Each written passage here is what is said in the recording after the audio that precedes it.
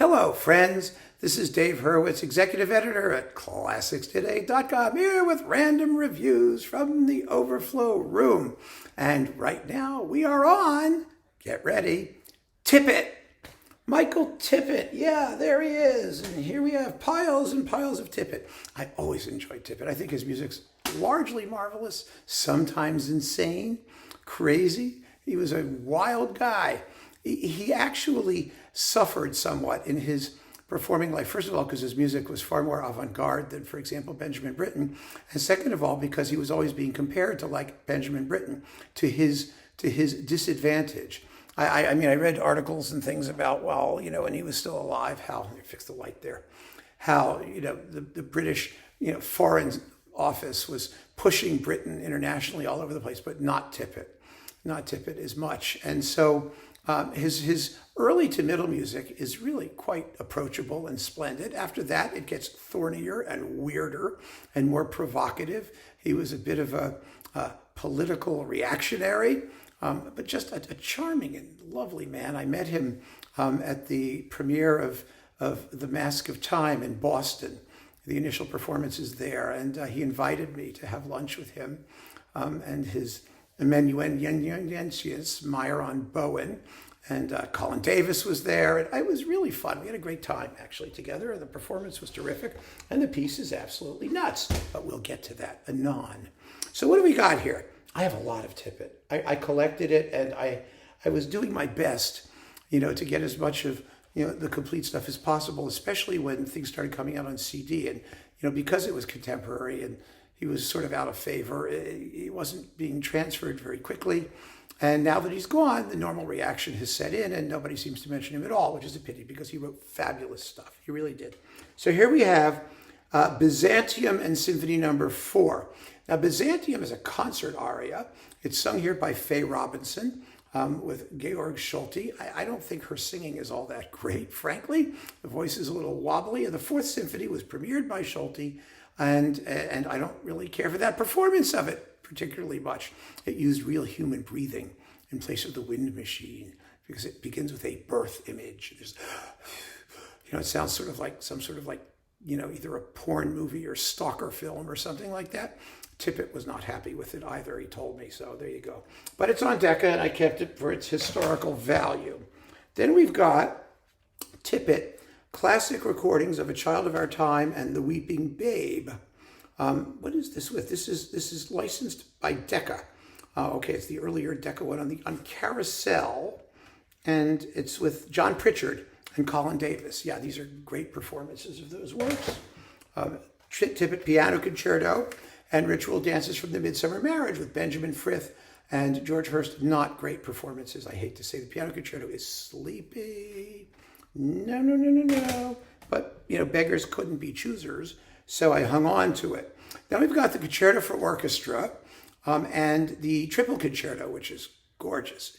I mean, it's a contemporary, modern, very haunting and fabulous piece of music. It really is. It has a central, very slow interlude. It's in one long, 30-minute long movement, but it's really, really haunting in places. And it's got his construction in later works became kind of kaleidoscopic. That is, it had sort of motives and sound texture modules that he would alternate and play with and develop, and you can hear it very clearly happening here. It's a terrific piece, so that's fun. Then we've got, Aldeburgh Festival, Tippett. This is Neville Marriner and the Academy of St. Martin in the Fields. This is that British music series that EMI did.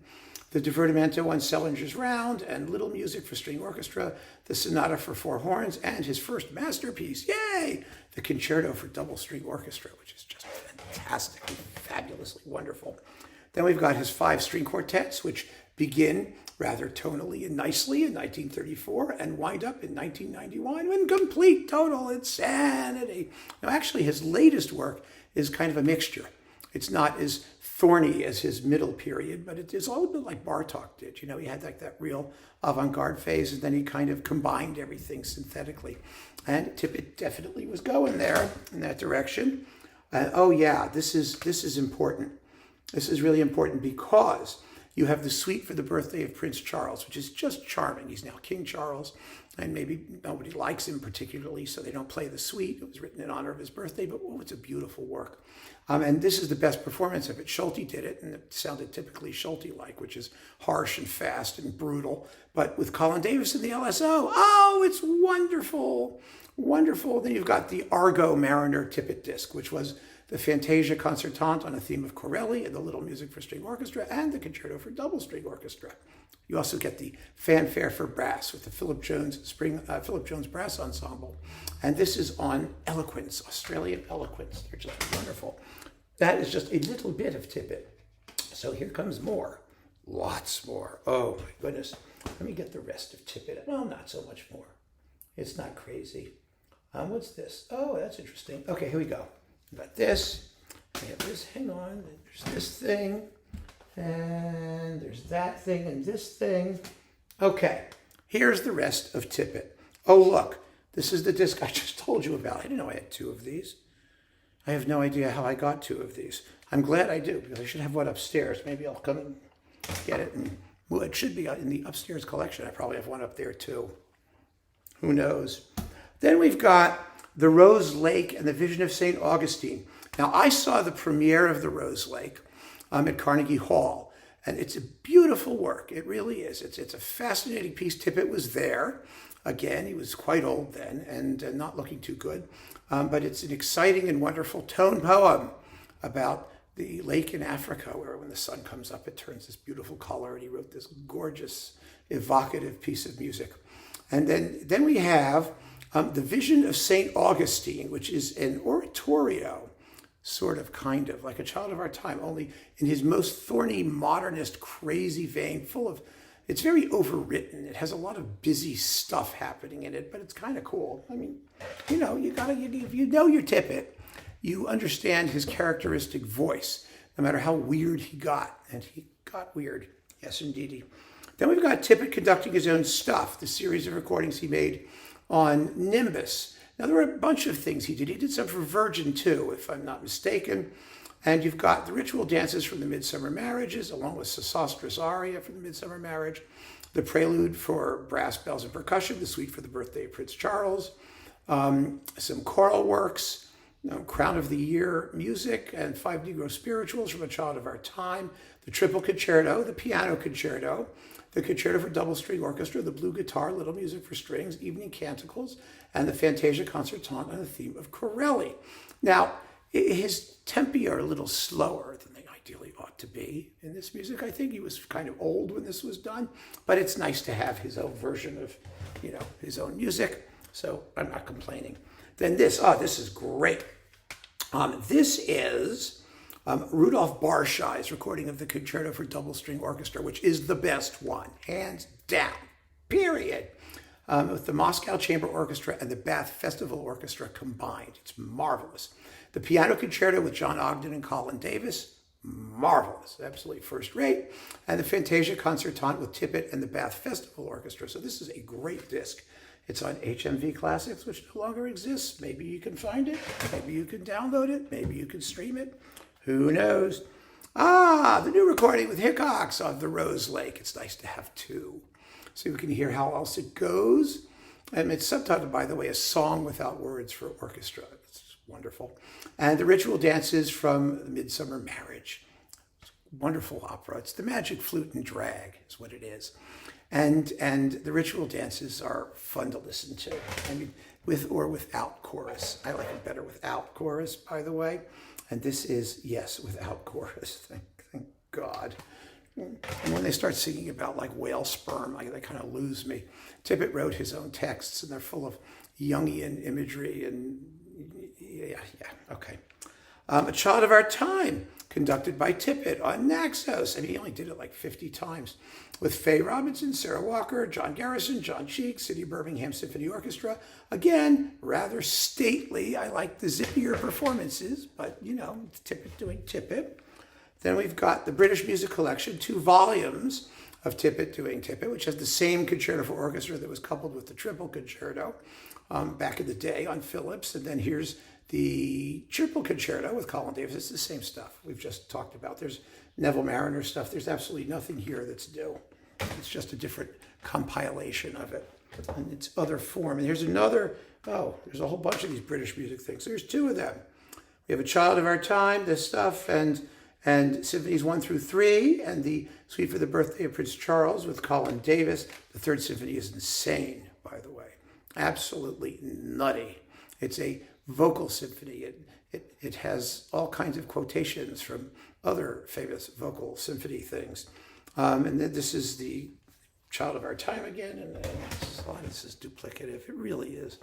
I suppose I should clean it out. I really should, but I just haven't gotten to it. All right, The Mask of Time.